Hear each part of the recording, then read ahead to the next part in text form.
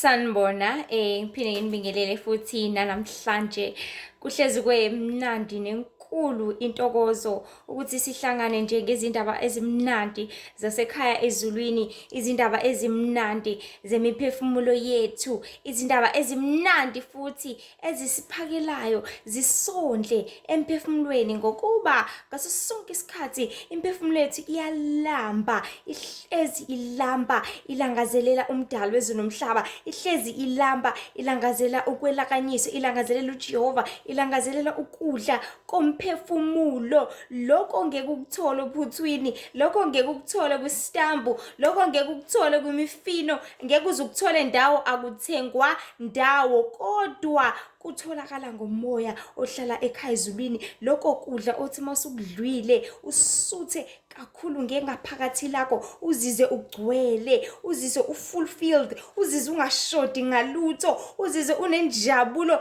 ongayichazi, engachazeki, ngento ongayikhokhelanga edinge wena nje ukuthi uzilungise and prepare yourself and go to that church. Ayithengwa le njabulo kaNkulunkulu. It's very priceless. Awathengwa amaqiniso kaNkulunkulu. Adingani? Adinga ukuthi uvuke ekseni ngeSabatha ugeze. Mase usuqedile ukugeza ebese uyangena emotweni yakho noma ungene etaxini noma uthathe izicathulo zakho ugqoke uhambe uye enkonzweni. You didn't have to buy anything ngokwenza lokho, but you just prepared yourself. Uzilungise wena kuphela kuqala. Nazi izindaba namhlanje abantu baphendulwa izindlavini. This is a reality message uNkulunkulu athanda ukuthi sibe nayo. Isihloko sithi abantu baphendulwa izindlavini. So as I was saying ukuthi the only thing that you need to do ukuzilungisa wena uhambe uye enkonzweni. Awudingi ukuthi uzokhokha imali engaka, awudingi ukuthi uzosacrifice izinto eziningi. No, you just need to sacrifice the world so that uzokwazi ukuthi uthole lokhu okuthandayo. You just need to sacrifice a weekend ukuthi angiyimi nesitolo, angiyimi nendawo ukuthi angipheki namhlanje, ngiyenzi yonke lento, but ngiyokwenzani? Ngiyohlala phansi esihlalweni ngilalela izindaba zikaNkulunkulu, ngiyoguqa ngedolo lami ngimbonge odala izulu nomhlaba, ngiyohlabelela ngephimbo lami ngimdumise ophezulu kwakho konke, ongumnini mandla wonke. Udinga ukwenzani? Just to prepare yourself, just ukuzilungisa. Njengoba usukulambile, what do? You prepare ukudla. Uyaqala uqobo carrot bakho, uqobo anyanisi bakho, uqobe yonke into, ufake ebhodweni, ulinde kugovuzwe, ugovuze, ulibele ucheka, ulinda ucwenge, uphuthu irice lakho, uphuthu lwakho uyalibonda, uyaligovuza. You are preparing for inyama yakho ukuthi idle isuthe. Uyilungisela ngani? Ngokudla. Uyilungisela ngani? Ngokugeza izitsha. Uyilungisela ngani? Ngokugeza izipuni. Uhlele yonke into, ama-tray, set your table and do everything oyidingayo so that uzokwazi ukuthi udle usuthe. So how do you prepare for your soul to eat? You prepare your soul to eat ngokuthi uhambe uyothenga iBhayibheli if you do not have it. If ungaliqonda iBhayibheli, then go to church. You prepare your soul to eat by bathing yourself, waking up in the morning, uzigeze wena, ulungise umzimba wakho uthi today I'm going to hear amazwi kaNkulunkulu by going to church. By doing what?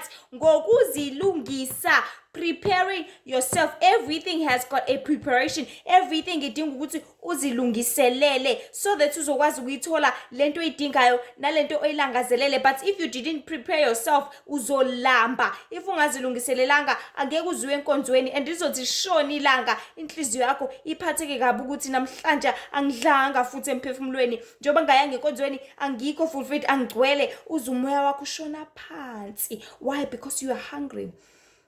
Kwenzakala lemzimbeni wakho mongadlili, uyakhathala ngithi, uyadraineka ngithi, awukwazi ngisho ukwenza izinto eziningi. That is why abantu abaningi abazilambisayo emphefumulweni bengakwazi ukwenza lutho ehlangene noNkulunkulu, bengaboni ukubaleka kokusondela noNkulunkulu, bengakuboni ukubaleka kokuthi bafunde izwi kaNkulunkulu, bengakuboni ukubaleka banqene ngisho ukukhuleka ebusuku, unqene ngisho ukusho ubaba wethu osezulwini, uvele nje ukuthi uvuke ebusuku usho le nto leyo, baba qede lapho uzilalele. Why? Because your soul is not fulfilled ngezwi kaNkulunkulu. kaNkulunkulu. Umphefumulo wakho awondlekile ngezwi likaNkulunkulu elizokwenza uhlezi ulangazelela, uhlezi ulambile, ulambele ukwenza intando kaNkulunkulu, which is why many people bengenandaba nokuyenza intando kaNkulunkulu, bengenandaba nokuthi yenziwa kanjani, iyini, kumele wenze, kumele uzinikele ini, kumele compromise ini. They do not care. Why? Because they are not charged emphefumulweni, they are not fulfilled. Awulambile, you are drained emphefumulweni, and more drained awukwazi kwenza lutho. Badlile enyameni. That is why benamandla ukuthi bahambe boqukula ama-blocks, benamandla ukuthi baqukule ama-pallets, benamandla ukuthi baqukule iy'ngane, benze zonke izinto abazenza abantu, because banamandla enyameni. Unamandla la ezandla zakho, you can do i-washing yakho, qeda i-washing upheke, qeda ukupheka wenze zonke izinto, washe izinto, wenze zonke lezi zinto, because you have power and strength in your physical being. But in your spiritual being, you are so hungry. That is why you do not have strength to read your Bible. You don't have strength to go to church. Awuboni kuyisidingo, awuboni kubalekile, kodwa okukhathalelayo iloko nje okuthandwa nguwe. Awuboni kubalekile ukuthi mhlasimbe uzile ukudla, awuboni kubalekile ukuthi le ncwadi ade ngiyifunda namhlanje konzweni, let me try and practice it. Awuboni kubalekile konke lokho, because you are so fulfilled, you are so full of yourself.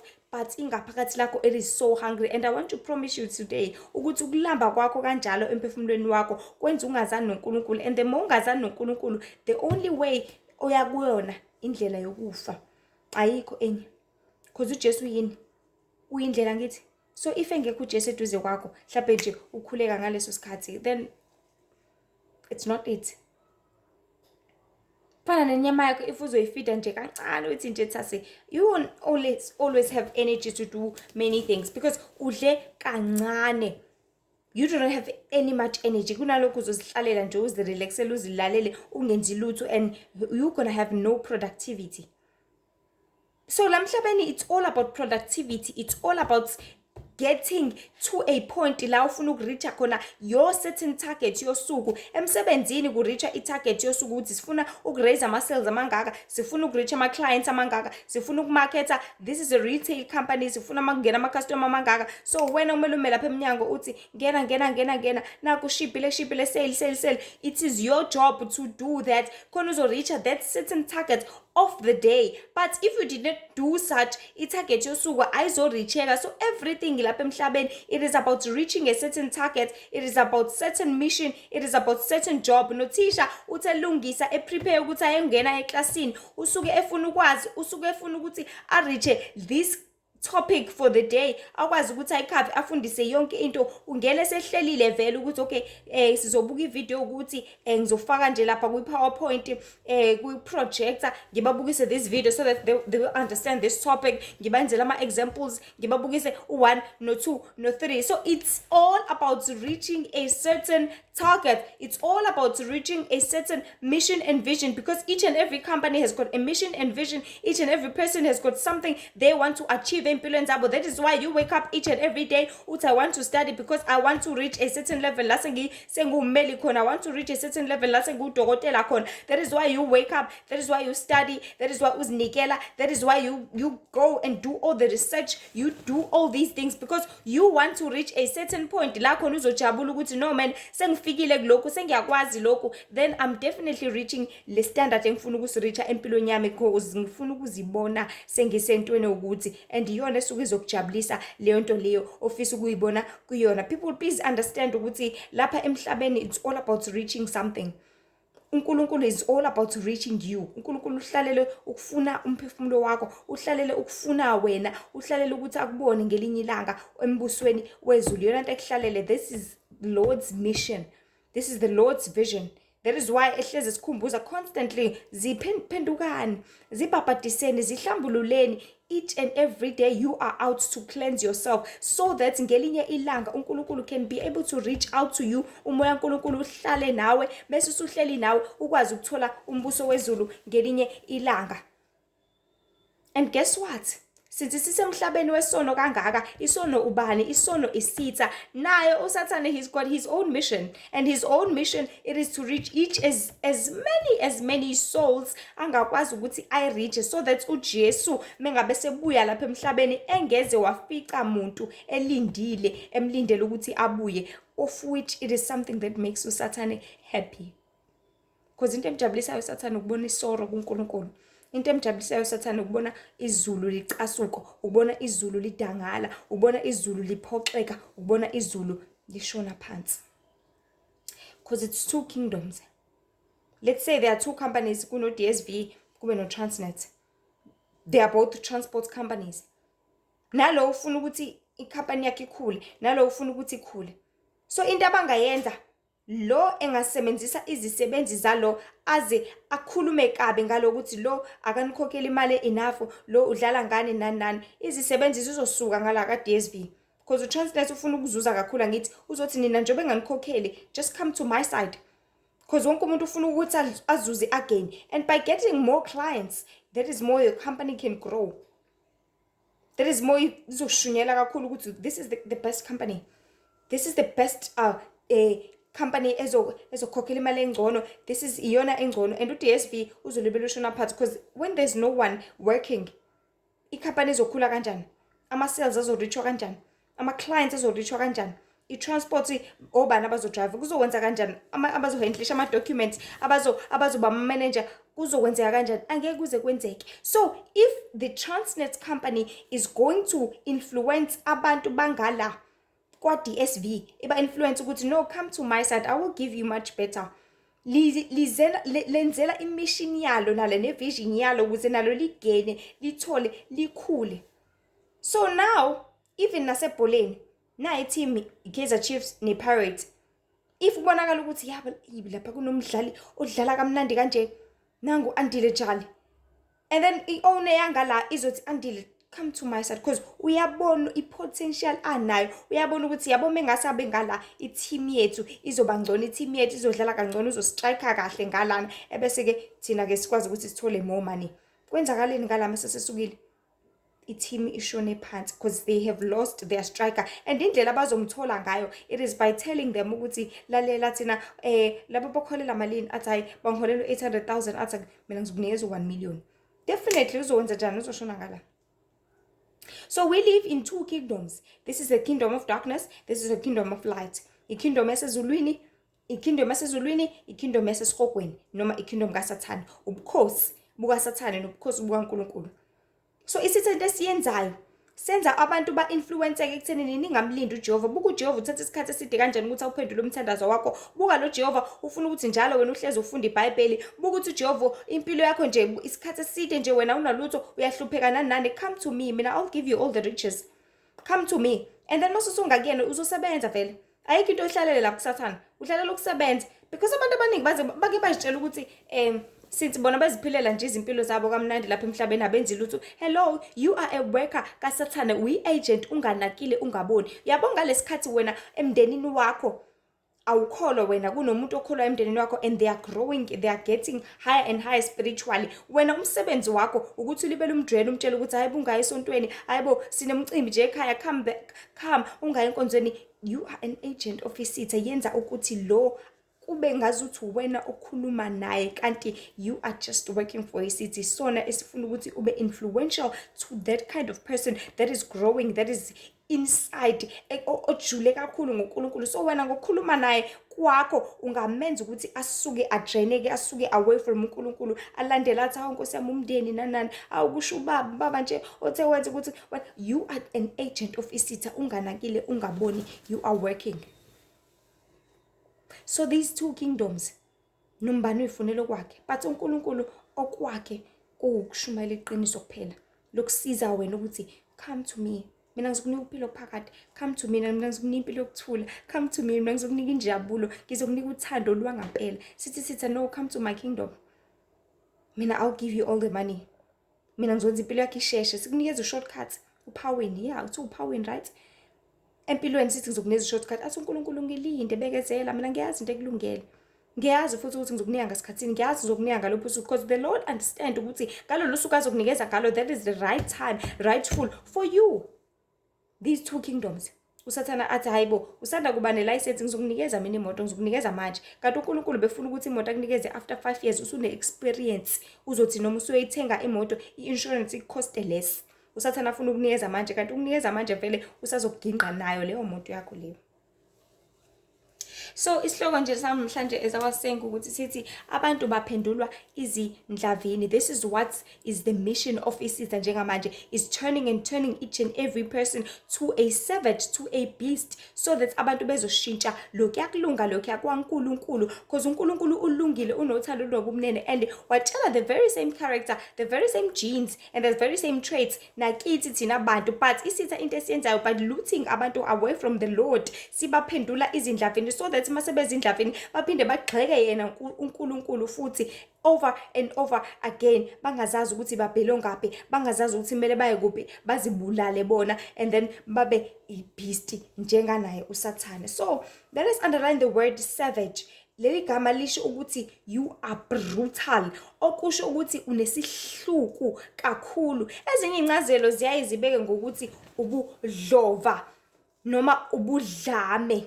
So to be uncivilized, sonke siyamazi umuntu ocivilized, like you are a civil person, umuntu nje ophansi, onokuthula, onomoya nje othobekile, very polite person, okwaziyo ukucela nokubonga. But a person that is a savage, noma a person obudlova, umuntu ongakwazi ukucela, ongakwazi ukubonga, umuntu onobudlova, yonke into nje uyenza nje ngobudlavini, uyenza ngobulwane, uyenza isinomi ikanjani. So this is what isitha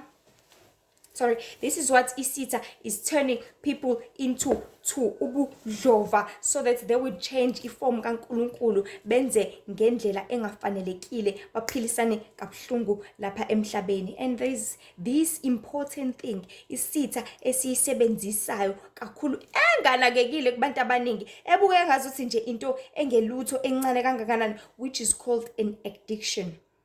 Yini addiction? Ukulutheka, number 1. Number 2, ukujoveka entweni. Number 3, ukungenwa yinto. As a person, thina abantu uzalwa ucwebile, ungena lutho, angithi uzalwa ungajwayele lutho, uzalwa ungazi lutho, uzalwa ungaqondi lutho, uzalwa nje uclean, ufresh. But immediately if they come a certain thing ezoba a addiction to you, leyo nto leyo iyakungena, ikungene wena ngaphakathi, and the more you keep on doing it, the more you keep on doing it, iyakujova, ilibele kufaka i-addiction, ilibele ikufaka like ikujova ngazuthi umjova, like any medicine or something like that. The more ujwayela, the more uzijova ngayo. Kodwa eqaleni biyenze njani? Ibakade ikluthile, iklutha away from iform oyiyona. So it makes you come away from being holy, come away from being cleansed, come away from being pure. And masusula engcoleni libele ukujova ngokungcola, ujova ngokungcola kuze kukungene kuhlale kuwena, and bese usukujwayele uphile ngakho. So sonke siyazi ukuthi yonke into othe walutheka ngayo noma waluthekela kuyo igcina isikungenile, and mengabe isikungenile awube usakwazi ukuzibamba uma sengabe uyifuna, kodwa wenzana noma yini ukuze uyithole. Uma nje singabheka a very simple example, because sihlezi nje sazi ukuthi la kule nkundla le sikhuluma kakhulu ngama examples, so that izinto sizozi understand, sizosheshe siyibone lento ukuthi kanti kusho kukhuluma ngalokho, kanti kuqonde lokho, because uNkulunkulu izinto eziningi uyakayicacise kakhulu with example, especially when it comes to izingane, kids esikoleni. Indlela uthisha akwazi ukucacisela ngayo, it is by using a certain tool, using a certain video, using isibonelo thizeni, so that uzokwazi ukuyicatcha.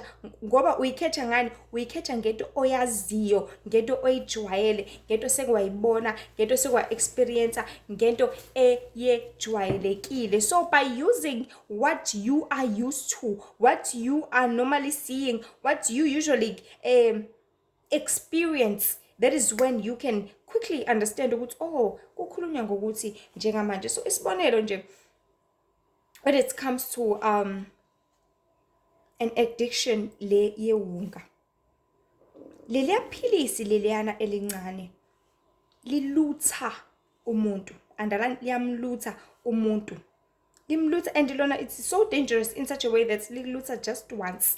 Mawalidla nje kanye ebese-ke okulandelayo you are the one ohlanyayo ulangazelela. I remember nje with many testimonies obobhuti bethu nabosisi bethu asebehlala emgaqweni asebebizwa ngamaphara njengamanje, you will tell, and they always tell ukuthi balidla nje kanye lela philisi, balizama nje kanye, and mostly abaningi balo bangena kulona benganakile, bengaboni, bengazi ukuthi badla lona, bayitshela ukuthi babhema insangu, kanti usefake lo mngani wakhe wamvuvuzelela avuke ekuseni ngo-4 usiyayifuna lento because useyilangazelela lento, uluthekile ngayo, which is what is happening with many people. Silutheke ngezinto esingazazi zafaka kuthina singaboni ukuthi izinto esingazidingi sesizilangazelela, nanoma singasathandi, nanoma zisigqilaza kangakanani, nanoma kubuhlungu kangakanani, nanoma zisithwalisa ubunzima, nanoma zisikhalisa,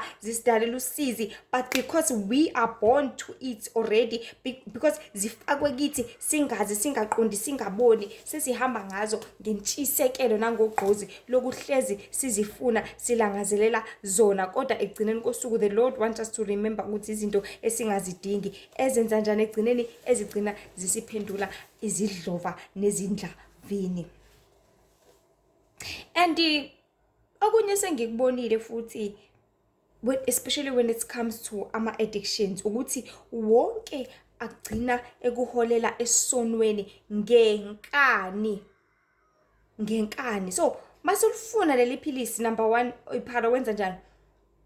Uyeba, uyantshontsha. Why? Because manje usiyayifuna lento, uyidinga futhi manje. So engathatha noma yini kubo, engayiqula ne-TV, and ulahlekelwa ingqondo, igcina ingqondo yakho ingasasebenzi. You are at 0 level yokuba sober, because njengamanje into esuyicabanga, ucabanga ukuthi kumele ngithole i-fix, into esuyicabanga ukuthi kumele ngithole leya 30 rand khona ngizoyithenga leya nto ebese ngiba right. So number 1, likuluthile, this addiction of a thing likuluthile, la kususa kwiform yokuzicabangela, la kususa kwiform yokuba sober, la kususa kwiform yokuthi ucabanga ukuthi le TV le mangiyithatha la ekhaya, uma eseyikhokhela imali engaka, uma eseyisevela isikhathi eside kangaka, bazosala babukeni. Awucabangi konke lokho, ucabanga ukuthi mina mengathola i-fix nje, ingqondo yakho esuke siku-0 level of ukucabanga izinto ezibalulekile. So ngaso sonke isikhathi, each and everything that is an addiction iyakulutha, ikususe ezingqondweni, ikususe ekuhlakanipheni, ikususe in realizing, ikususe ekucabangeni into ebalulekile, kodwa ikwenze ufune lento ngenkani. So you end up doing a sin. Uyantshontsha njengamanje, athi sekubuza umzali wakho, hayibo la ekhaya kwanyamalala i-TV kwenzakalani? Sono number 2, you will lie, uqamba manga ukuthi hayi nama ngazi mhlawumbe ngene igebengu, angazi, angibonanga lutho. So ngaso sonke isikhathi, each and everything that is gonna be an addiction izokulutha, ikulahle, ikulidele straight to isono quickly as possible, because now you are at a possessed position la khona usulutheka, usulahleka ngendlela yokuthi awusazicabangeli, ngendlela yokuthi usungenza nanoma yini. This is what an addiction does to people. This is what usathane ayenza kubantu, ubenza benze isono, benganakile, bengaqondile, bengaboni, by being addicted to what ebaluthe ngakho. Usuluthekile ke manje,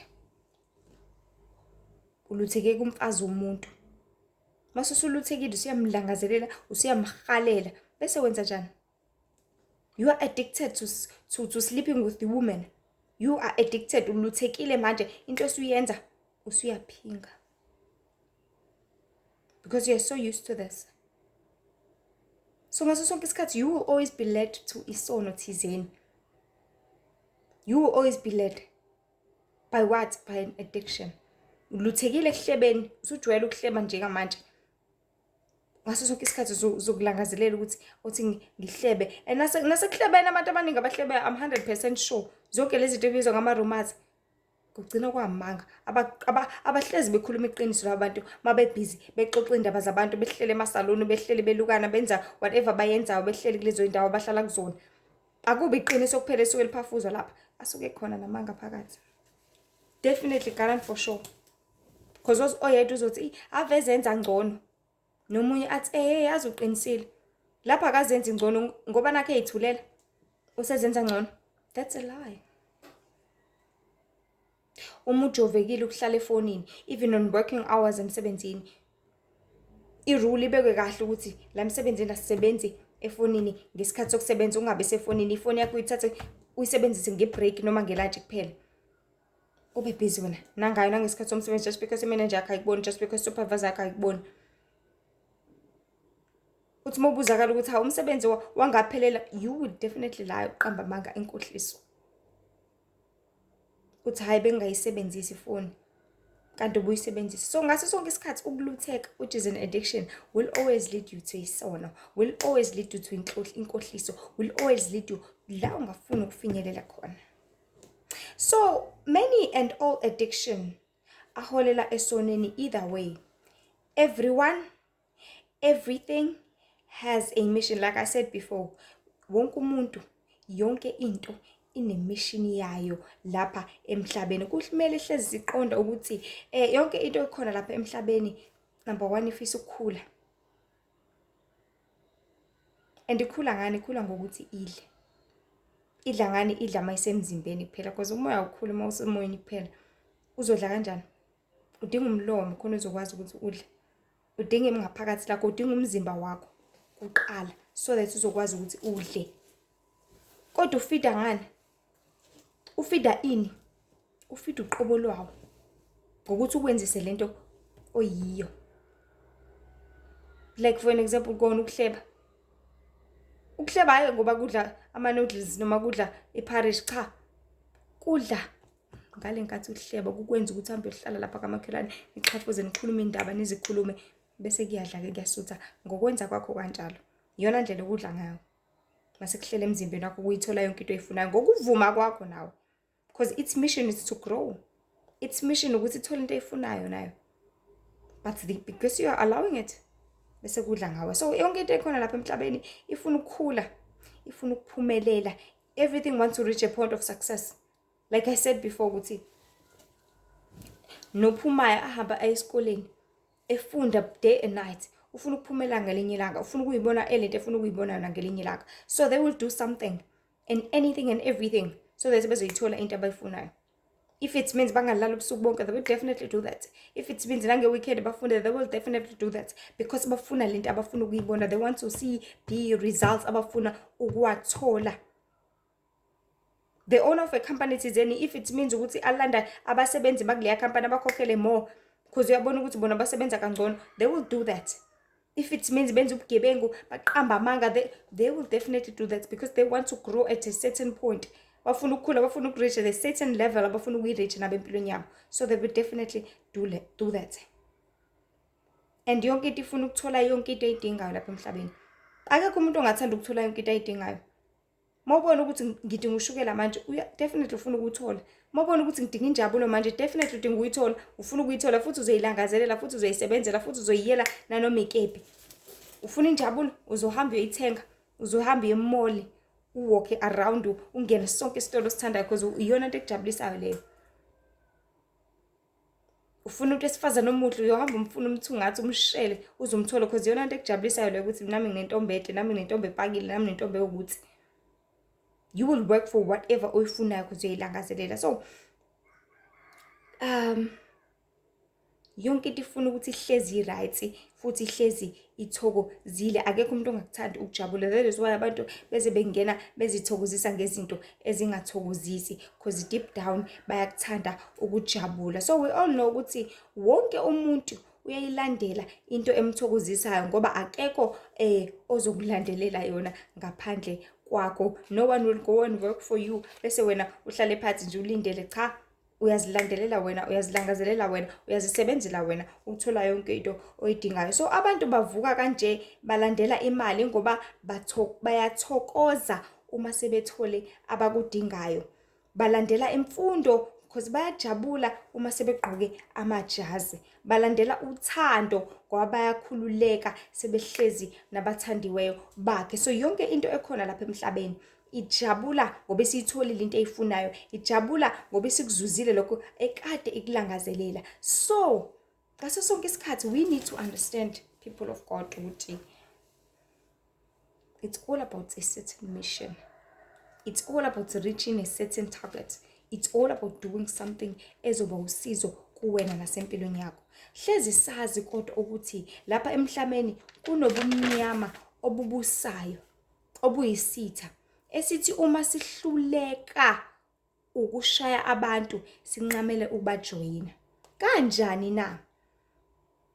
So njengabantu abathanda nabahlezi belangazelela ukhanya, because we are the children of God, abahlezi belangazelela uNkulunkulu, abahlezi belangazelela ukhanya, abahlezi belangazelela iqiniso, abahlezi belangazelela into enokuthula ngaso sonke isikhathi. So isitha cause isona asinako konke lokho. Into esiyenzayo ithi isisho sesingisi, if you cannot beat them then join them. So if ungakwazi ukubabhitha abantu, ngcono ubajoyine, uhlale nabo ubone ukuthi labantu kahle kahle mina ukuze ngikwazi ukuthi ngidile nabo kumele ngibachobozephi, ukuze ngikwazi ukuthi ngibawise phansi kumele ngiciphize, kumele ngithole what is their weakness. So isitha sizongena in a certain church, sizenze ngazuthi naso siyakhola, sizenze ngazuthi naso si right, but it is just spying ukuthi labantu laba ngingabathola kanjani, ngingabalutha kanjani, yiphi into abayithandayo, yiphi into balangazelela ini, which is what ama missionaries did efika lapha kubaZulu noma kubantu abamnyama. They first started to plot ukuthi labantu laba bakhonza uJehova,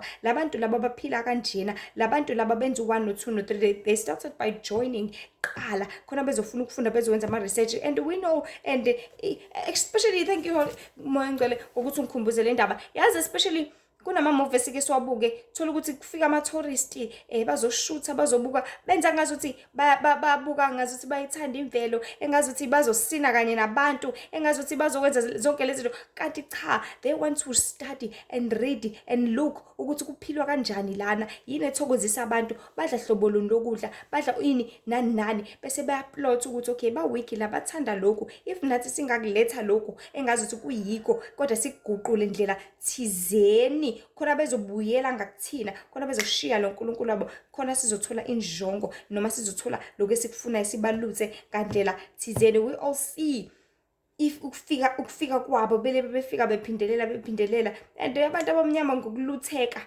bajabula, oh Nkosi ababeluku this and that, samukela ama tourist nani. Ask yourself ukuthi azokwenzani a tourista ini, azozuzani ngokufunda ngawo, azozuza ukuthi ashuthe izithombe phela, and then what? All the trip esuke America azele ukuzoshutha isithombe. Ask yourself deep questions. So njengabantu abathanda ukukhanya, isitha into esiyenzayo siziguqula sizenze ingelosi yokukhanya, siziguqule sibuke ukuthi okay uthandani, uthanda uma wakhe kakhulu, uma wakhe sewashona, yazini ukuze ngimenze ahlabela amadlozi, ngcono ngiziguqule ngiziphendula uma wakhe ephushweni. Uzobona ngazuthi uma wakho ufikile kuyena ethi hawu mntanami, ngiyacela bandla, ngiyagodola lapha ngikhona, siyacela ukuthi ungihlabele izinkomo eziwu2. Ngenxa ukuthi uyamthanda uma wakhe uzoyihlaba ngampela lezo zinkomo eziwu2, because isitha sesiziguqulile sazenza lokho okuthandayo, sazenza lokho okulangazelelayo, sazenza lokho ohlezi ukucabanga.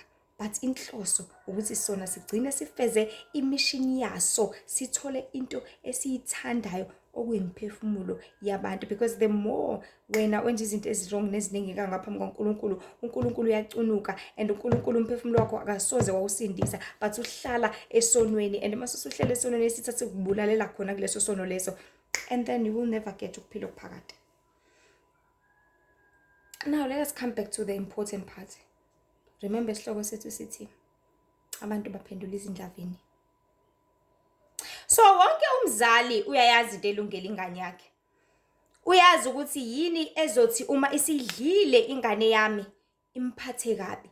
Uyazi ukuthi yini ezomgulisa, uyazi ukuthi yini ezomphathisa ngekhanda, imphathise ngamazinyo, imphathise ngesisu. You as a parent, you the one who knows ukuthi yini right for ingane yakho. That is why ubaba uNkulunkulu lapha ensimini yase-Edeni wathi ningasidli isithelo esiphakathi nensimu, because wayazi ubaba uNkulunkulu ukuthi lesi sithelo sizoletha ukufa. Wayazi ubaba uNkulunkulu ukuthi asikho right for abazali bethu for that certain time, not that sasingadliwa at all, because kwakuyisithelo sokuphila nesokuhlakanipha. Enzela ubaba uNkulunkulu ukuthi asidle umuntu uma esemdala kuphela, ingqondo yakhe isikhathele, isidrainekile, imbuyisele back to iminyaka le azokwazi ukuthi aqhubeke ahlakaniphe ngayo. Kodwa ngenxa yokusitha, senza njani isitha? Senza the same thing esiyenzayo njengamanje, samlutha umuntu ukuthi no, ushilo yini ubaba uNkulunkulu ukuthi ungayidli lento? Washo ukuthi ushilo, wathi ayi bayikho leyo nto.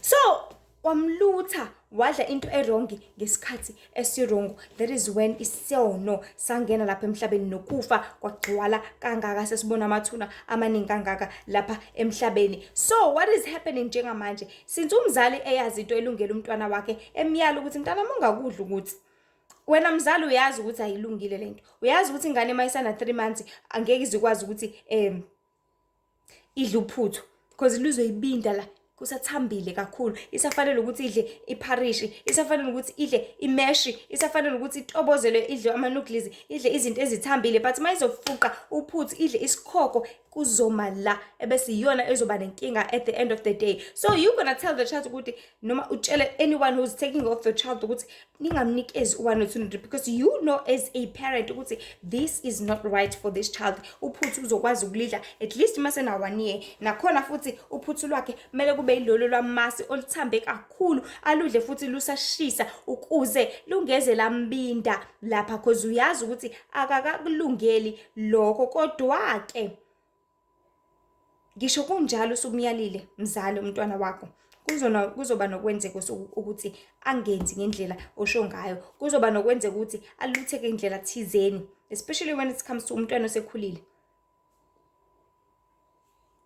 Let's say uzoyala ingane yakho ukuthi mntanami ungawudli uchocolate, noma ungazidla izinto ezisweet kakhulu ezinoshukela like donuts and chocolates etc, nazonke izinto ezisweet, because you understand ukuthi mengabe edla lezi zinto uzobola amazinyo bese edinga ukuthi ayowakhipha. Medla lezi zinto uzoba nesifo senhliziyo, medla lezi zinto uzoba nesifo sashukela, uzoba ne-cholesterol, uzoba nazonke lezi zinto, and izomlimaza ama-brains, because ushukela uyalimaza kakhulu ama-brain cells womuntu. So ikhule ingane yazi lezi zinto ukuthi zizongibolisa amazinyo, futhi azikho right, ziwukuthi nokuthi. But bear in mind ukuthi lapha emhlabeni as we maneuver around, akekho umuntu enclosed in one space, akekho umuntu ovalelwe njengenja eboshiwe ekhaya, but wonke umuntu has got a freedom. Ingane yakho uzoyithatha ngelinye ilanga ihambe iye esikoleni. Mayifika esikoleni, nangu umngane kwi-lunch box uno-chocolate, nangu umngane kwi-lunch box unama-donuts, nangu umngane kwi-lunch box uno-sweetie, and azothi umngane wami naku chocolate udla, athi cha angikudli chocolate. Athi hayibo kunani, yazi umnandi kanjani, come and have a taste. Ayidle, ahambe athole leyo taste leyo, kube ukulutheka kwakhe. And mabethola leyo taste they will realize ukuthi kanti uchocolate umnandi kangaka, because umnandi vele. It is very sweet. Unikeza ama-taste buds sakho into emnandi, because sweet things taste best ezindebeni, and yonke into emnandi iyajovana. I repeat, iyajovana. Buyela back lapho ku-addiction, right? So masikujovile izonqaneleka, masikunqanelekile iyakulutha ikubuyise futhi, ebese uya ngokuyijwayela kanti usuyalimala. And njengomzali oqonda kangcono, ngiyazi ukuthi lezi zinto zimnandi kodwa ziyajwayeleka kanti ziyalimaza futhi ziyabulala kancane kancane. So the parent ekuvimba ukuthi ungawudli uchocolate, ungakudli ukuthi nokuthi, uyazi ukuthi kumnandi, uyazi ukuthi kutaste kanjani, kodwa uyazi futhi ukuthi kuzokulutha, uyazi futhi ukuthi kuzokunqaneleka, uyazi futhi ukuthi kuzokubulala kancane kancane. And into emnandi bathini, into emnandi yaphinda because iyanqaneleka ngaso sonke isikhathi. Makade udla ama-chips oweze mnandi, ungabuyela uyothenga amanye. Mekade udla ibigwinyo walizwa limnandi ungaphinde uyothenga elinye because iyanxaneleka ngaso sonke isikhathi, iyakulutha, iyakujova.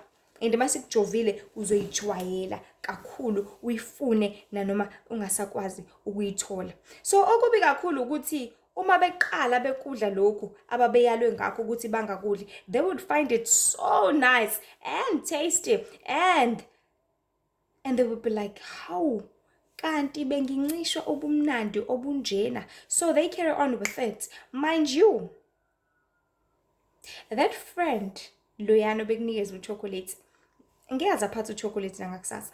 Angeke azaphatha ama-donuts nangakusasa. Ngeke azaphatha ama-donuts all the time. Futhi noma ewaphatha ngeke azahleze enikazana nawe because umphako wakhe ngithi. So kufana noma ufana nabantu bezohlohlana ngokubhema. Well, first time na next time bazokunikeza mahala, bazokubhemisa mahala. Yes, kodwa next time because your appetite izofika ngesikhathi sayo ngithi. Angeke uzuhlezi ukuthi ima u-appetizer noma uhalela ukuthi uyobhema bese uyofuna leyo mngane ngami phela ungibhemisa fethi mngane wami awuphela asenze ngeke azahlezi enemali ukuthi akubhemise, ngeke azahlezi ene-appetite ukuthi abheme ngaleso sikhathi, but yena ubezokwenzani, ubezonza umsebenzi wakhe to initiate you nje kuphela because people are being initiated to tolerate isin, isono. And mase be-initiate-iwe because into ekumele uyenze ukuthi ufakwe nje kuphela in a certain thing bese usufakiwe uyaziqhubekela wena. Uku-initiate it's like ukubhaliswa. Into eyenze umzali wakho uyokubhalisa nje kuphela lapha esikoleni. Mase sekubhalisile into ekumele uyenze wena kumele u-attend esikoleni. Noma bebhalisana lapha befaka namagazi osathandism. Into eyenzayo umngane wakho kuphela ukuthi azokusika la akubhalise nawe ube naleyo code and then usuhlalela ukwenzani bese uhlalela ukuthi usebenze wena. So it's all about initiating you. Akufake akubhemise just once, just twice, just 3 times. Fourth time wena uzobe usuzenzele, wena uzobe usuyibonela, wena uzobe usuyizela, wena uzobe usuyifunela lento. So your appetite comes ngesikhathi sayo. And awuzohlezi uyokufuna kubo, awuzohlezi uyokufuna kuyena, but guess what? Uzokufuna kini, to the very same mzali obethe kuwena wakuyala ukuthi ungayenzi lento. So now what you are doing, you gonna come back to the very same person othe hayi ungakudli u1 no 2 no 3 because kuzokulimaza. So ngale nkathi uJehova ekuyala ngokuthi ungakudli okuthile ngoba uyazi ukuthi lento iyalutha kangakanani, lawo makheke azohlezi ehaleleka. Amakheke ayahaleleka kakhulu. Uthi ungaze ngihalela amakheke namhlanje akuluthile and asekujovile. Aze asho umuntu ukuthi yazi isingijovile into ukuthi sengijovile idosha. Why? Because li-addiction. Yonke into ekujova it's an addiction. This is a very definition enhle ecaciseleka kangcono nge-addiction. So lo kwayi usuzokuphathisa ngekhanda and umzimba wakho angeke usasebenza ngendlela. Remember lapha that ungakayi akasacabanga usefuna umtshotsha noma nini because usefuna lento. So umzimba wakho is not working accordingly. Awusahambi ngendlela othanda ngayo, awusahambi ngengqondo yakho, awusahambi ngokubusopa, awusahambi ngokuthi ngifuna ukuya emsebenzini manje, but usuhamba ngokuthi eshibe ngiphuzile izolo ngeke ngisakwazi ukuthi ngiyemsebenzini ngikhathile kabe ngishawe ibhabhalazi.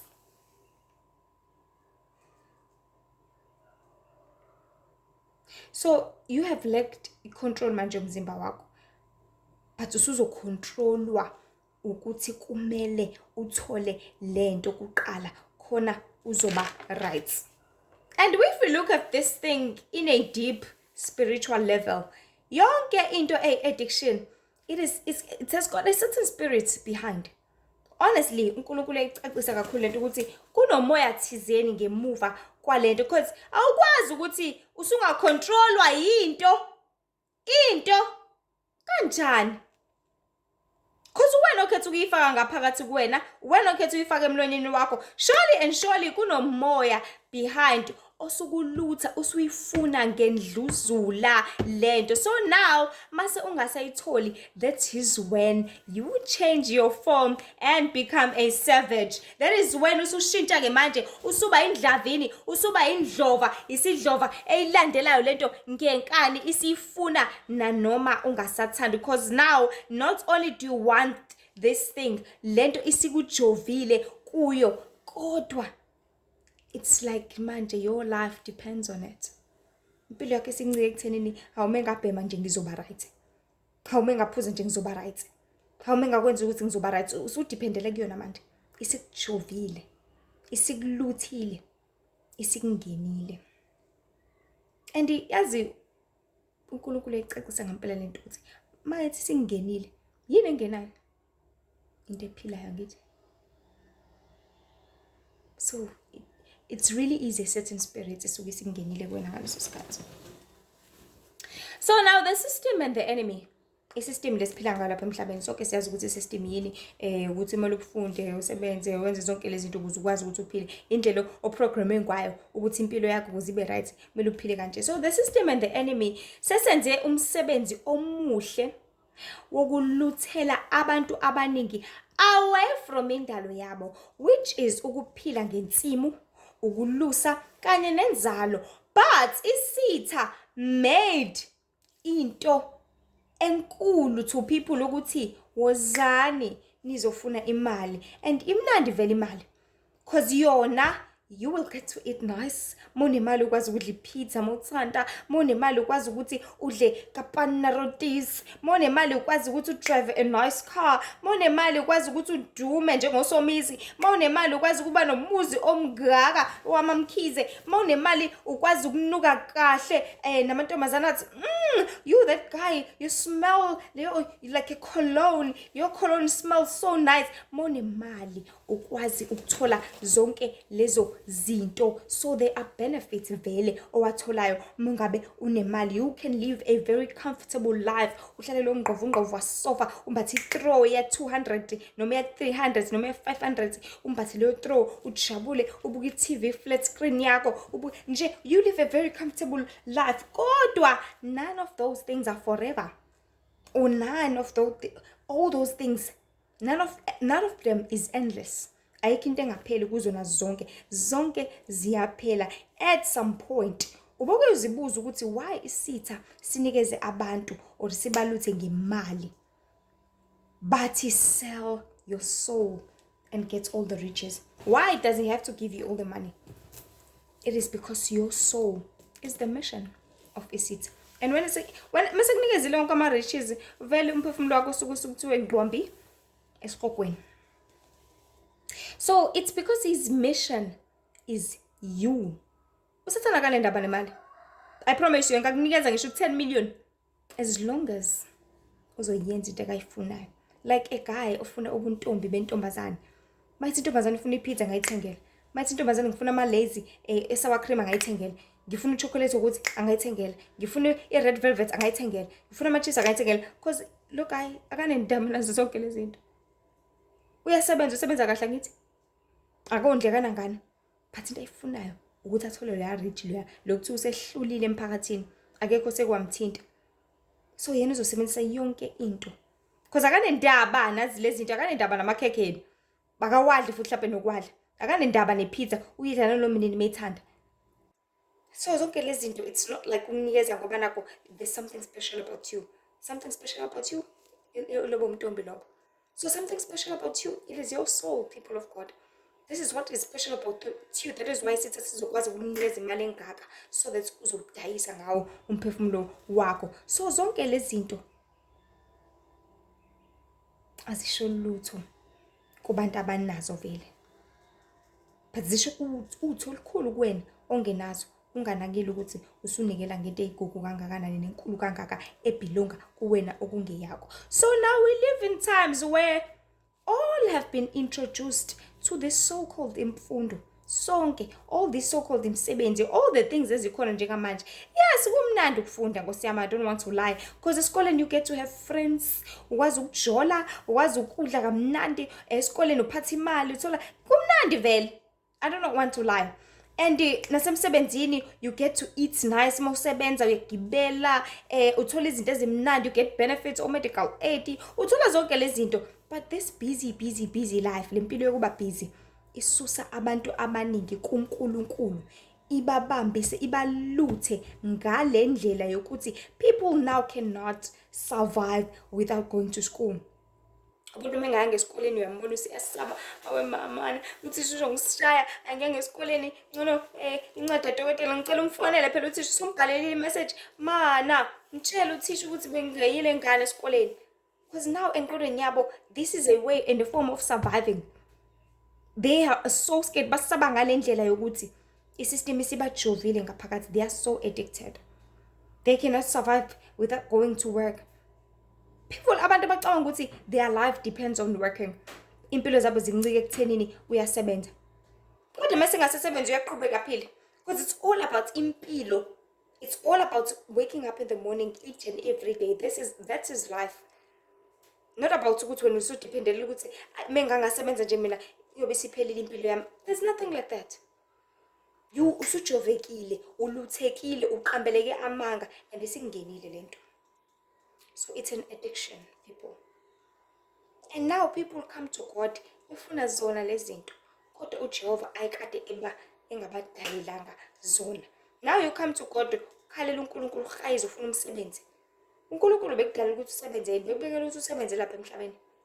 Just like umzali ozothi mntana wami ungawudli ushukela. Mase sikujwayele, usujwayele ushukela, ayike enye indawo othola kuyona imali, uzobuya futhi ma. Athini umzali? Ngishilo njengathi ungakudla ukuthi because beyazi ukuthi uzolutheka. Beyazi ukuthi uzoluza i-patience kumzali. Beyazi ukuthi uzomfuna zonke izinto usuyifuna ngendlovola, ngobudluzula noma umzali engenako ngaleso sikhathi. Usuyayifuna manje lento. Because usuluthekile, usulahlekile. So now people, they are so used to izinto ezikhona lapha emhlabeni which are addictions that are created isitha, the so-called system created isitha. Abantu sebehamba ngazo sebezosifuna kuNkulunkulu, bakhalela uNkulunkulu ngazo zonke lezi zinto ezikhona lapha emhlabeni. uNkulunkulu abuza umbuzo kodwa ngikudalele zonke lezi zinto yini? Because abantu basukile kwesibusiso sikaMdali wezulu nomhlaba and now they are crying for the things lezi uNkulunkulu akade ethe cha kuzona. Imagine uEva lapha ensimini yase-Eden esezidlile lesasithelo asiza ukuthi simnandi. Sivele sishe ngaleso sikhathi siphele singaphinde sibe khona. Aphinde uEva abuye azathi ngifuna lesasithelo akhalela uNkulunkulu. uNkulunkulu uzothini? Ngiyazi asho ukuthi ngitshelila ngithi ukuthi ungasidli lesasithelo. Usifuna kumina futhi. Zipictureshe nawe njengomzali. Uyaleza ingane yakho ukuthi la ekhaya uphatha u5 rand. Ngisho ngawuvakasha komalume wakho wahlala unyaka wonke bakunikeza u10 rand la ekhaya uzobuya uzoqhubeka no5 rand wakho ngiyakutshela. Ihambe ihlale lapha ilutheke nani noma ibona abangani babe bephethe u10 rand esikoleni bese iyabuya izowenza njani la? Izothi naye sifuna u10 rand lalela la ekhaya kuphatha u5 rand. So isitha has done a very good job by introducing this life to us people. Not that he cares ukuthi ahleze i-provider to each and every person. Otherwise uma ube nendaba nalokho ngabe akekho ongasisebenzi lapha emhlabeni. Ngabe akekho ongenakho konke akufunayo.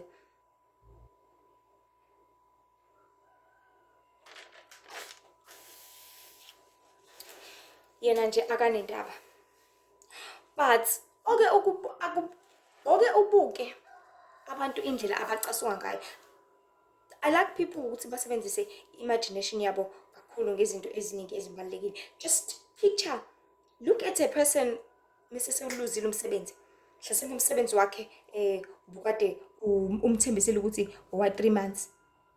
Angene naye lutheke, angena asebenze, ajwayele because yonke into mewayijwayela isuke isingwenile yakuJehova uyayifuna noma isingasekho. Uphele u3 months, uphele icontract. Ubuwazi kahle ungena ukuthi this is a contract of 3 months. Mase siphelile le contract of 3 months uyaqala uyasangana manje ikhanda. Uyaqala uthi bebengiqashelani, bekade usunobudinwa ngaphakathi, usunobudlovu ukuthi why did they give me this for at the first place?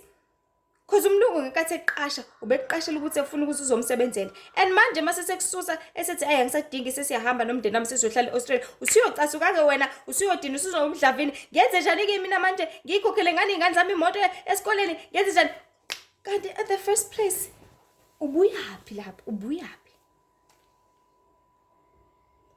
Ubuyifakelani ingane emotweni because bekade zingawoka? Why did you have to hire imoto expensive lapha ibikhona cheaper? Because ziningi ingane eziwokhayo zesikoleni. wena ezakho uyigibelisa imoto, awusekho-ke manje umsebenzi ususangana ikhanda because uluthekile wadriveka ezintweni ezi-wrong ezingekho right ezithwalisa wena kanzima ekugcineni. So bubuka abantu indlela abahlanya ngayo mase bengasayitholi into abayifunayo, which is an addiction. And lokho okuhlanya wena ungasatholi leya mali obekade uyithola each and every month, awusaholi ya 10,000, usudrainekile ekhaya, usune-stress, usuzama yonke into ongayizama, wahamba utshela abantu ukuthi awe mangaze ngahlupheka, awena wanginey'nkinga, ney'kweletu, no-1 no-2 no-3, uyafana naleya wungagayi ezigcina isihambe yontshontsha khona izokwazi ukuthola le fix. So njengamanje usungakhokha ngisho wenza i-fraud wenzela ukuthi abantu baqashe, why? Khona uzothola leya msebenzi, khona uzothola leya nto eyifunayo because you are so addicted to it. You are so addicted to working. You are so addicted to waking up each and every morning. You are so addicted to receiving money each and every month. So usuzokufuna nanoma ingayiphi indlela.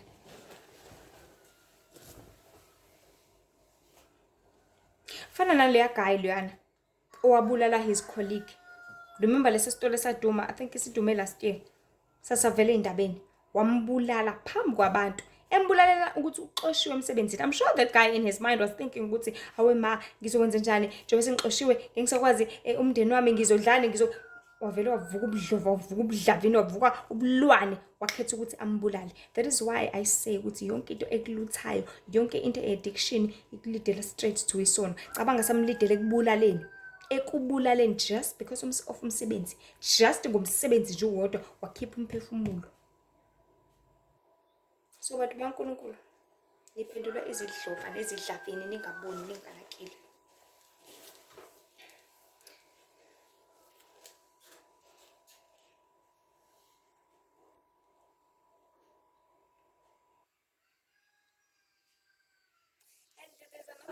Good example, uMthalezi Nomhlaba ake ayicacise kakhulu ukuthi nibuke bantu sorry ngikhalisa kakhulu ngalokho. Nibuke when it comes to khona labo mama laba abahlezi bethanda bespoila kakhulu iy'ngane zabo. Umzali mhlawumbe ingane emekhala ayinikeze ifoni yakhe idlala ama-games, idlale zonke lezi zinto. Ubuke mhlawumbe mase kukhona abantu sekuney'vakashi, ingane isiyayifuna phela igame, akasafuna umzali naye. Iyohayiza ingqabashi, ayinendaba nokuthi khona abantu, ayinendaba nokuthi kwenzakalani, ifuna le game. Why? Because the child is used to, ijwayele ukunikezwa lento, iyayazi lento, iyayifuna manje ngenkani, ngendluzula. Why? Because ijwayele vele ukunikezwa. So yonke into ojwayezwa yona lapha emhlabeni, yonke into ojwayele ukuyenza, uzoyijwayela in such a way that ngisho isingasekho ungasanikezwa, uzoshintsha iform yakho, uzoshintsha ubuwena, uyifune ngenkani, uyifune ngobudlova. Futhi it doesn't make sense how people quickly curse. Ukhese umlungu wakho ukuthi esekuxoshile because it was bekumuzi wakhe at the end of the day.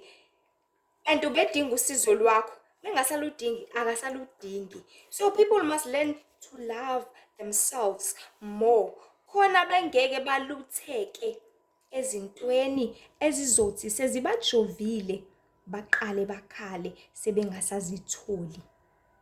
So kufana nezinto njengabogesi kanje, sonke sesijwayele amanzi lawa asempompini sekulula, imfundo le engasizi, imali engekho, imisebenzi, zonke lezi zinto sezijwayelekile. But sijwayeza ukuthi noma ugesi ungekho, wazi ukuthi ngiyapheka mina emlilweni because ngelinye ilanga bayosiphuca lo gesi, ngiyakuthembisa. Zijwayeza ukuthi noma ubone ukuthi amanzi awaphuma empompini, wazi ukuthi wena uyabekelela emvuleni, wazi ukuthi wena uya emfuleni uyowasha. Uzijwayeze nje impilo elula ukuze ngelinye ilanga bebesiphuca lamanzi forever for good, singakhali and bese siyasangana njengoba kwenzeka njengamanje. Because njengamanje izinto ezike zenzeke ngiye-realize ugesi uthi ungekho, people go savage, basangane, benza iy'teleka, benza iy'trike, bashaya iy'kokela, bashisa amathayi, bafuna ukushisa zonke izinto, bafuna ukushisa zonke lezi zinto. Why? Because njengamanje sebeyahlanya, sebefuna ngenkani lento, sebefuna ngenkani ugesi. Akuyona vele into yethu kwasekuqaleni, akuyona vele into esidalelwe yona le. Seniyahlanya manje abantu and kuthi mase sekunestrike sebevala umgwaqo makukhona imoto efisa ukudlula Nkosi yami mhlawumbe iyaphuthuma nanani bafisa ngisho ukubona ukuthi ufisa ngisho ukuyiqukula le moto bayilahlelele because abantu sebephenduka ukulwane bayifuna ngenkani lento bafuna ngenkani logesi bafuna ngenkani lamanzi bakhohliwe imvelaphi yabo bakhohliwe ubona bakhohliwe abade bedalelwe kona bakhohliwe lokumdalo ezinomhlaba akade kubekile kwaba lula for bona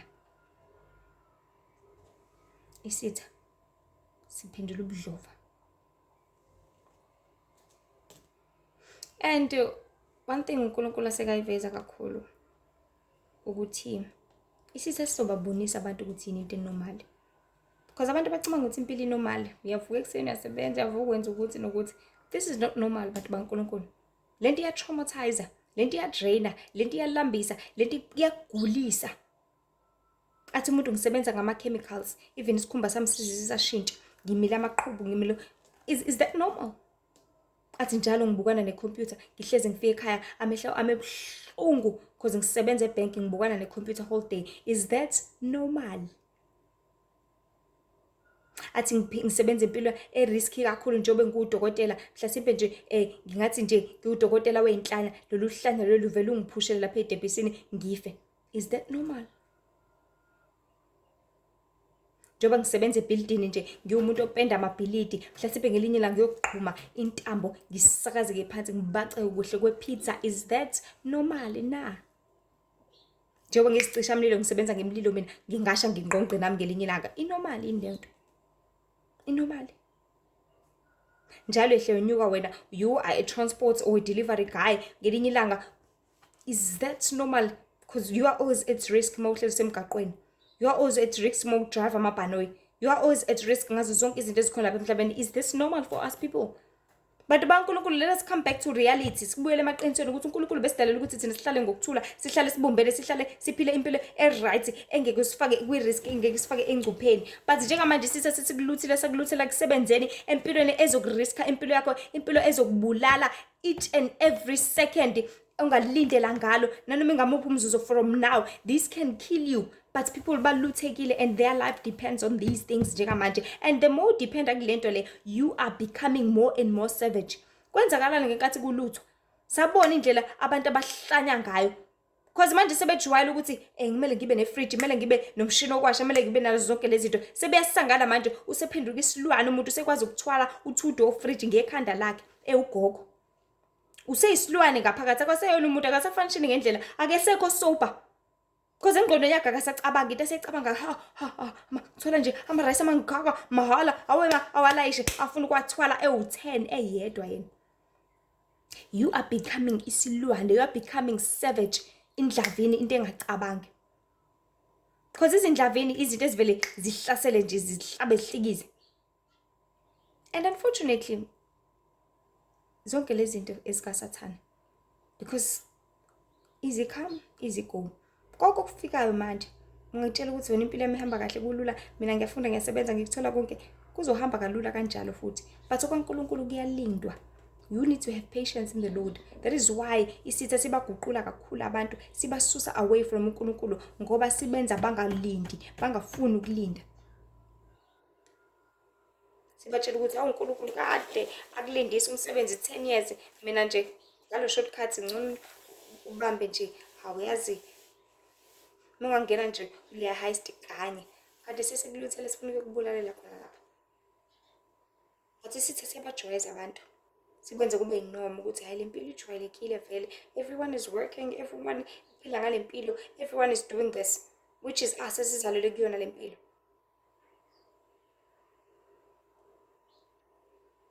people let us wake up to reality like I said at the beginning of this video ukuthi everything has got a mission lapha emhlabeni and the mission yesitha it is to remove abantu abaningi away from uNkulunkulu it is to grab as many souls away from uNkulunkulu so it's like what isithi into esenzile kuwena yasenzeni sivele sakunikeza leya phone njengomuntu umzali ozonikeza ingane ekhalayo ifoni ngoba isabhizi sayiprepare ukudla usabhizi sayiphekela noma usabhizi sayipakishela anikeze ifoni izoba busy negame izothula izonganaka ngithi izoba busy negame aze aqede lento ayenzayo but mase eqedile uzokwenza njani ifoni kusaheha phela uzomphuca ifoni Noma ngakhala kangakanani, hey, eyami ifoni.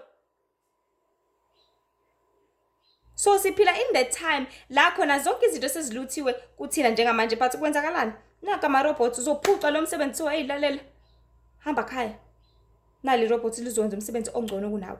So isitha silutha abantu just because bazojwayela lezi zinto bengezonaka izinto azenzayo and uzothi mase implementa konke abaxosha abantu kuhle kwezilwane abaxosha abantu kuhle kwakushephisa sekuxhafuza umunca wonke ushukela ebese ulaqaza lapho and abantu mase belaqazwa lapho bazokwenzani bazoshintsha bazoba zindlavini. That is when abantu bezoqala phansi baluthe futhi. That is when abantu bezodlana bodwa. That is when abantu bezosangana emakhanda bezohlanya.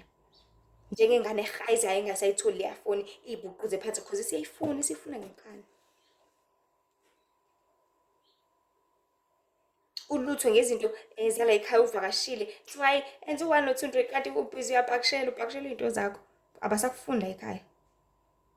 Ulibele uyaluthwa nje so hayi khona ngezona khona ngekazanake ngelinye ilanga ezothiwa ke nazi isikhwama sakho bye bye uzohlanya. Because usujwayele ukuhlala la ekhaya, usujwayele ukudla la ekhaya, usujwayele zonke izinto zala ekhaya. So bantu nisusiwe emakhaya eni. Zibuke njengokuthi how can I spend so many hours away from my house? Ekhaya mina sengifika nje angihlali ngisho i-hour sengifuna ukulala. But ama-hour waspend emzini womuntu. Ama-hour waspend kuleya bhilili dilela, kuleya warehouse. La bekwenza khona isilima bedlala ngoba bekutshela everyday ukuthi asinendaba nawe soxoxa ngelinye ilanga. You are just an asset, you are just a thing ezosebenza lapha ekhaya. If ungasaproduce, if ungasakhiphi, ungasakhiqizi, ungenzi lutho asinendaba nawe soxoshisa okwenja. And abanye bakhunjuzwa everyday ukuthi lalela uzosebenza la. Asinendaba nawe. Sifuna amandla akho nje kuphela. So njengamanje abantu their lives depends on these things. They even do corruption, fraud, stealing, nobugebengu okuyizona zonke lezi zinto. Zonke lezi zinto eziningi in the name of imali. People are addicted to impilo okungeyona eyabo. Ababekade bengaqalelwanga yona kwaseqaleni. Kodwa ngoba sebejwayele akusayekeki. Athi umuntu sengijwayele. Ayiseke into engayenza sengijovile lento. Akusayekeki itiye. Mangingaphuza ngangiphathwe ikhanda. Asayekeki amakhekhe amnandi nje. Akusayekeki konke lokho. And the more beqhubeka nalempilo bazoba izindlaveni kakhulu kunaqala. Njengomntabo wasitshengisa ukuthi abantu sebekwilevel engakanani yobulwane and it's gonna get worse and worse. And usukwazi ukwenza le nto usukwazi ukuthwala la fridge awuhlukile nephara wena elikwazi ukuthwala outside abawu50 engqondweni yalicabanga ukuthi yo ngale bothwala abawu50 ngizothola nje ama-fix for 3 days ama-fix for 3 days engqondweni yalibhizi icabanga lokho. Nawe ke ngathi uthole la fridge uyacabanga ukuthi ma ifridge engaka ilami awe ma ngilikhokhelanga awe ma you are just so addicted.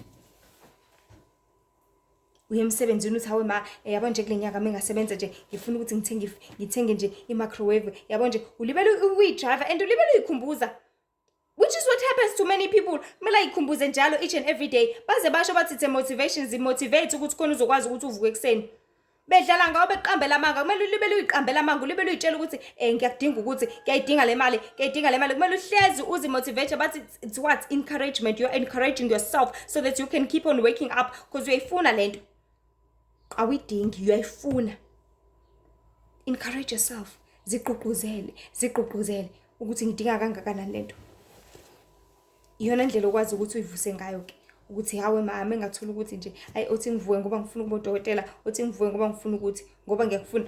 You have to constantly remind yourself. Kanjani? Imagine uhlezi uyikhumbuza ukuthi ngoba ngiyakudinga ukudla ngoba ngiyakufuna ukudla ngoba kanjani ukudla kumele ngabe kufuna kumele isidingo lesi. Because into okuphila ngayo into ngeke usurvive ngaphandle kwayo. So people of God niphendula izidlavini nezilwane ningaboni and siningenile lempilo yanijova kakhulu lapho nizophucwa khona nizobulalana nodwa. This is what the Lord was saying ukuthi yabo la sekuphucwa khona lempilo definitely people are going to kill themselves. Usuphucwe lo msebenzi lo bukhokhela kakhulu usuzibona ukuthi sengisibotha ngiselutho, uzobulawa i-depression, uzobulawa i-stress, i-anxiety ukuthi awema ngizokwenza njani, iy'ngane zami njengoba ifunda ey'koleni zabelungu uzoyikhokhela ngani, awema. Lawa kade bekunikele lo msebenzi phelile abanendaba futhi sebekhohliwe wena ingakapheli ngisho ama-hour uhambile ekhaya, uhambile emsebenzini. And uNkulunkulu abefisa sikwazi siqonde kakhulu ukuthi izindlavini asinayo indawo ekhaya ezulwini. Savages have no place in heaven. Awunayo indawo. Masusuyindlavini wena ubhevisa kwaba. uNkulunkulu uyisilwane. uNkulunkulu ubhevisa okwebhele. Ubhevisa okwengonyama. No. uNkulunkulu unokuthula. uNkulunkulu is civil. uNkulunkulu unothando, unobumnene, uthobekile uphansi. So if ungasathobekile usungaphezulu usuyindlavini, you are an animal, you are a beast, you are like uSatan, and uSatan is busy turning people ukuze bafane naye. Because uyabona ukuthi enzalweni yethu sizalwe sifana noNkulunkulu angithi. Remember umntwana mengabe ezalwa uzalwe elungile umntwana, uzalwe nothando exola, but alutheke ngezinto zalapha emhlabeni, afunda ukuthi la emhlabeni kuyadinwa, la emhlabeni kuyacasuka, la emhlabeni kuyaliwa, la emhlabeni kuyaxhasha izinhlaba, la emhlabeni kwenziwa zonke lezi zinto, ajike naye. Abese bayilento ekhona lapha emhlabeni. So isitha siyazi ukuthi uzalwe nokulunga kwaNkulunkulu, siyazi ukuthi uzalwe nomusa, unothando, uphansi, but sizokushintsha ngezinto ezenzakala lapha emhlabeni, whether sikulutha ngabantu, ufunde kubantu, noma sikulutha ngezinto ezikhona lapha emhlabeni ezenzakala, with situations, with experiences, with izinto ezenzakalayo, bese uyashintsha ufane naso. Athi umuntu mina ave ngisheshe ukudinwa, ave ngisheshe ukucasuka, uSathane onjalo. Amadimoni anjalo. Because abefuna into enhle, awukufuna into enokuthula. So ke siyazi ukuthi makuhlezi kuqatshana kusuke kungekho ukuthula kulo mndeni loyo. So lungekho uthando. So uNkulunkulu lafisa siyazi ukuthi yebo uma usuyindlavini ke wavuma ukuthi ushintshwe izinto ezikhona lapha emhlabeni, wavuma ukuthi ushintshwe walutho izona zonke izinto ezikhona, then awufani naye, then ayikho indaba yakhe ekhaya ezulwini. But ngaso sonke isikhathi mina ngithanda ukuthi ngiveze kakhulu ezintweni zonke ukuthi there is always a solution to each and every problem. Asibuyeleni kumdali wethu nomhlaba. I'm not fighting indlela abantu abaphila ngayo. I'm not fighting indlela abantu abazama ngayo. I'm not fighting izinto abantu ezibathokozisayo, but ask yourself, what is your mission lapha emhlabeni? Ask yourself, uzeleni lapha emhlabeni? Ask yourself ukuthi uyophelela lapha futhi ngelinye ilanga. Ask yourself ukuthi impilo oyiphilayo iyokufikisa phi ngelinye ilanga. This is reality. Azi ukuthi noma usebenza kanjalo uNkulunkulu okuphile lo msebenzi, uNkulunkulu okuhambise kuleyo routine nakuleyo ndlela. Wazi ukuthi uNkulunkulu uhlezi umbambile, umgrebhe, umbambe ngamazinyo akho. Ukuze noma ngelinye ilanga usufikele ukufa, wazi ukuthi uyekhaya ezulwini, wazi ukuthi umbuso wezulu uzowuthola. Because this is the way survive ngayo njengamanje lapha emhlabeni. Yona ndlela esiphila ngayo njengamanje. But siphila ngayo kodwa ube ulondwe uNkulunkulu. Ingakujova uzujwayeleka kakhulu ukudlula uNkulunkulu, cha. Ingakujova usumbandakanye emsebenzini wakho kakhulu, awusenendaba nokufundisa kaNkulunkulu. Ingakujova usumbandakanye ezintweni ezithanda kakhulu, awusenendaba nokukhuleka. Ingakujovi uzukhohlwe ukuthi usuku lokukhonza, cha, olokukhonza lube standard. Isikhathi sokukhuleka iba nesikhathi sakho ukuthi ngalesikhathi ngiyakhuleka ngaso sonke isikhathi unikele kuJehova, ukhale kuJehova. Ube nesikhathi sokuthi ngifunda izwi lami each zonke lezi zinto lezi ngifuna, kumele kube routine ya each and every day. Isikhathi sokuthi ngiyadumisa manje ngiyacula. Isikhathi sokuthi ngenza 1 no 2 no 3. Kube into eroutine yakho. Because this is the way of surviving njengamanje. But ensure ukuthi kunoJehova phakathi, kunoNkulunkulu phakathi ngaso sonke isikhathi. Otherwise if engekho uNkulunkulu uzoba indlavini. Because uzothanda lento kakhulu, ukuthanda okudlula ukuthanda uJehova, and mase uyithandile kakhulu uzoyilangazelela, uzoyinqanela, uzoyifuna, izokujova, uzoba addicted to it. Mase uyi-addict, ingqondo yakhe iyahamba ke, ingqondo yakhe iyakulahlekela, uzobe usifuna noma ungasathandi. So kind of show ukuthi there is God in each and everything. There is God in each and everything oyilangazelelayo, oyisebenzelayo, oyicabangayo, oyikhulumayo, oyisebenzela amandla akho. Because remember uJehova uthi asimthande ngezinhliziyo zethu zonke angithi. So in as much as uthanda umsebenzi wakho, but inhliziyo yakho ayithanda uJehova kakhulu, umsebenzi wakho uze ngemuva, just kube usebenzela ukusurvive kuphela. Athi umthande ngengqondo yakho, wazi ukuthi noma emsebenzini ingqondo yakho yayisebenzisa ukucabanga, ukutypa zonke izinto, kodwa nengqondo yakho iphinde imsebenzele uJehova. Uphinde ucabanga ukuthi uNkulunkulu mina ngamenzelani, namhlanje ngimenzeleni, uNkulunkulu ngenze njani. nomphefumulo wakho. Unganikeli ngomphefumulo wakho just because uthi ngifuna imali, usuzunikela ngesoul yakho. But get your soul, sell your soul to get all the riches. No, don't do that. Number 4, athi umthande ngamandla akho onke. So wena uzonikela amandla akho ekusebenzeni kuphela. Umenzeleni uNkulunkulu ngosuku? Yini oyenzile ngamandla akho? Unikelile? Ushumayelile? Uvakelile? Wenzele? Ask yourself kuzo zonke izinto ezenza ukuthi uJehova nje bethi ngimthanda ngazo zonke lezi zinto. Ngiyamthanda yini? Ngiphelelisiwe yini? So bantwana kaNkulunkulu, uJehova umdala wezulu nomhlaba uyanithanda. Uyanilangazelela. So phendukani. Ningaze naphendulwa izindlavini. Ngalowo nje umyalezo uJehova bethanda ukuthi sibe nawo. Siqaphele zonke izinto ezikhona lapha emhlabeni. Isono siyohlezi sikubulala. And uma usukele kuNkulunkulu uyoba endlaveni le engeke yangena embusweni wezulu. So singakhohlwa ukuthi uJehova uNkulunkulu uyasizonda isono, uNkulunkulu uyabuthanda ubungcwele. So ulihle ithemba lo. Sikhona ezinye izinkundla zokuxhumana which is uTikTok, uFacebook and Instagram. Inkosi ibe nani enebusise inisize. Ningakhohlwa ukudlulisa le myalezo nakwabanye abaningi khona bezokwazi ukuthi basizakale, baphulukise, bazilungiselele ngoba umbuso wezulu ususondele. Inkosi ibe nani. Amen.